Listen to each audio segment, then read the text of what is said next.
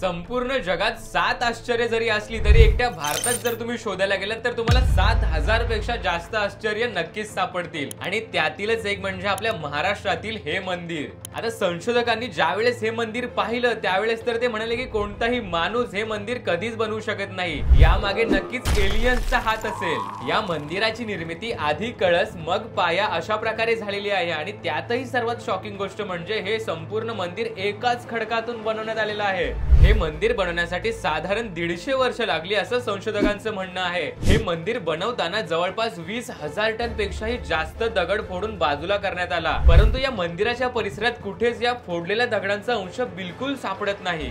तर ब्रिटिशांनी आणि मुघलांनी आपल्याला सांस्कृतिक वारसा दिला असं म्हणणाऱ्या विचारवंत आणि इतिहासकारांना हा व्हिडिओ नक्की शेअर करा आणि आपल्या देशाची सांस्कृतिक आणि ऐतिहासिक परंपरा किती अलौकिक आहे त्यासाठी हा व्हिडिओ जास्तीत जास्त नक्की शेअर करा। तर हे मंदिर नेमकं कोणतं आहे आणि ते कोणत्या जिल्ह्यात आहे ते मला कमेंट करून नक्की सांगा।